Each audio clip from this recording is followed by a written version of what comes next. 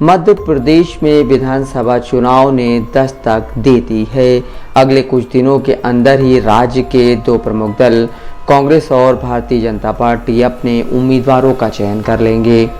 BBC Hindi की एक report के मुताबिक राजनीतिक विश्लेषकों का मानना है कि 230 सीटों के लिए इस बार होने वाले ये चुनाव बेहद रोचक होंगे, क्योंकि उन्हें कांटे की टक्कर नजर आ रही है।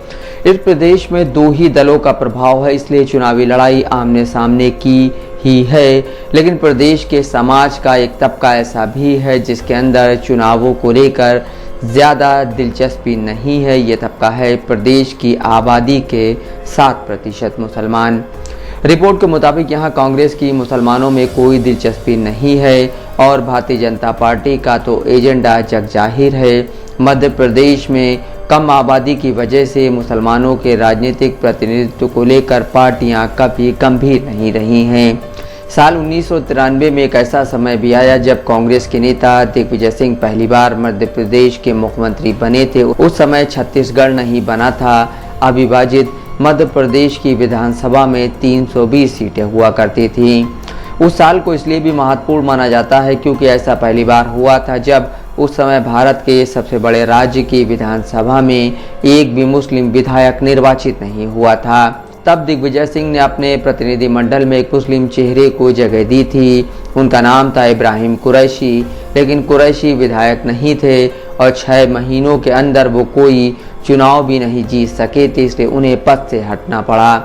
1993 की विधानसभा के चुनावों में कांग्रेस के 6 मुसलमान उम्मीदवारों ने चुनाव लड़ा था, जबकि भारतीय जनता पार्टी ने भी अब्दुल गनी अंसारी को उम्मीदवार बनाया था, मगर इनमें से कोई भी चुनाव नहीं जीत सका था। 7.5 करोड़ की आबादी वाले मध्य प्रदेश में मुसलमान 7% के करीब है, लेकिन कुछ सीटें ऐसी हैं जहां पर मुसलमानों के वोट निर्णायक हैं। इसके बावजूद प्रदेश की विधानसभा में समाज के इस तबके का प्रतिनिधित्व घटता ही चला जा रहा है और उनके मुद्दे दरकिनार होते जा रहे हैं।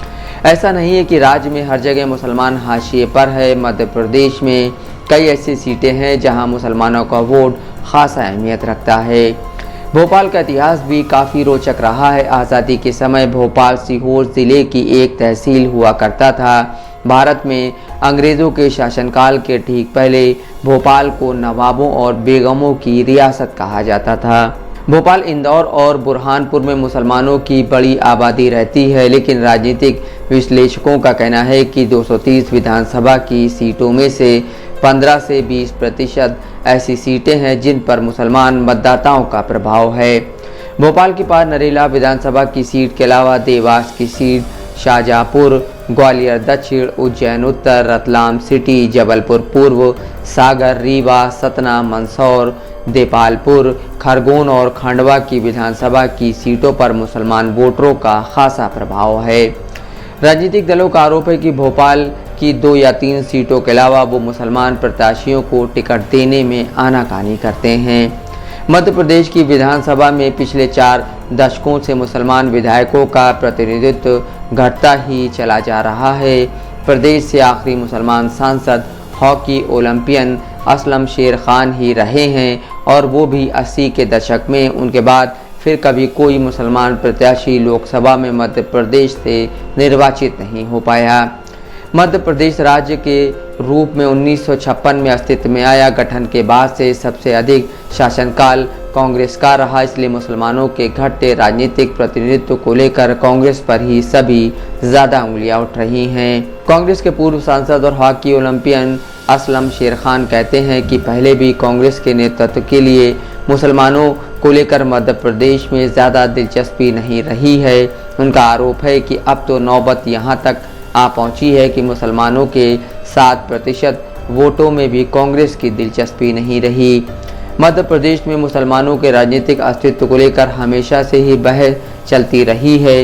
राजनीतिक विश्लेषकों का भी मानना है कि कांग्रेस की सरकारों में भी जीत कर आए गिने चुने मुसलमान विधायकों की उपेक्षा होती रही थी। इस चुनावी माहौल में भारतीय जनता पार्टी भी कांग्रेस में चल रही बगावत का एक तरह से मजा ले रही है। संगठन ने कांग्रेस के मुसलमान वोट बैंक में सेंधमारी की पूरी रणनीति भी तैयार कर ली है। हैदराबाद में भाजपा की राष्ट्रीय कार्यकारिणी की बैठक में खुद प्रधानमंत्री नरेंद्र मोदी ने पिछड़े मुसलमानों या पसमानदा मुसलमानों के उत्थान के लिए पार्टी के कार्यकर्ताओं से कहा था। हाल ही में उन्होंने अपनी पार्टी के कार्यकर्ताओं को मुसलमान महिलाओं से राखी बंधवाने की बात भी कही थी। मध्य प्रदेश में पिछड़े मुसलमानों के बीच काम करने की शुरुआत भी भाजपा ने नगर निकाय चुनावों से कर दी है। भाजपा ने नगर निकाय के चुनावों में मुसलमानों के बीच खुलकर टिकट बांटे थे। इन चुनावों में कई मुसलमान उम्मीदवार भाजपा के टिकट पर जीत कर भी आए। पिछले विधानसभा के चुनावों में भाजपा ने मुस्लिम महिला फातिमा सिद्दीकी को टिकट दिया था।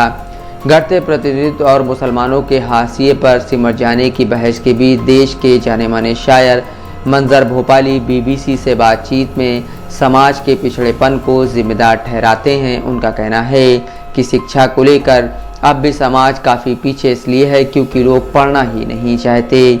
वो कहते हैं अपनी नाकामी का इल्ज़ाम दूसरे किसी पर लगा देना सबसे आसान काम है, जबकि हकीकत यह है कि मुसलमान शिक्षा की तरफ ध्यान नहीं देता है। समाज के युवाओं में महत्वाकांक्षा ही नहीं दिखती कुछ बनने की। Umar Siddiqui, Dastak live news.